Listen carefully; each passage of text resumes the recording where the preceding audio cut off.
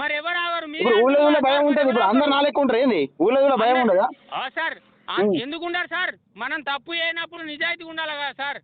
అట్లాగా సార్. ఇప్పుడు నీకేం కావాలి? క్లారిటీ కావాలంటే నువ్వు రేపు ప్రెస్ మీట్ పెట్టి ఆమె మీద ఆరోపణలు ఏమేమి ఉన్నాయో, ఆమె తప్పు చేసింది ఏమేమి ఉన్నాయో ప్రెస్ మీట్ పెట్టి పెట్టు. ఆ వీడియో నాకు పెట్టు, నేను మాట్లాడతా. అంతే మించి ఏం లేదు. Okay sir. ఓకే, దాన్ని మీరు లైవ్ చేయాలి సార్.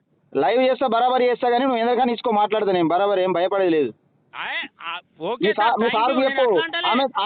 ఆమె తప్పు చేసిందన్న తెలియాలి, లేకపోతే మీ ఎక్స్ ఎంపీటీసీ మీ ఎక్స్ ఎంపీటీసీ తప్పు చేసిందన్న ఏదైనా ఒకటి చేయాలి. మరి ఎవరి గురించి చెప్తారా? ఇప్పుడు ఆరోపణలు నా మీద నీ మీద చేస్తుందా? ఆమె నా మీద నీ మీద చేస్తుందా? జలేందర్ మీద, నా రిపోర్టర్ మీద చేస్తుందా ఆరోపణలు? ఎక్స్ ఎంపీటీసీ మీద చేస్తుంది. వ్యక్తిగత విషయం కాదు. పార్టీకేం సంబంధం లేదని మీరు ప్రెస్ మీట్ పెట్టి చెప్పండి. అదే చెప్తాను. రేపు చెప్పు. రేపు చెప్పి సార్ చెప్తా.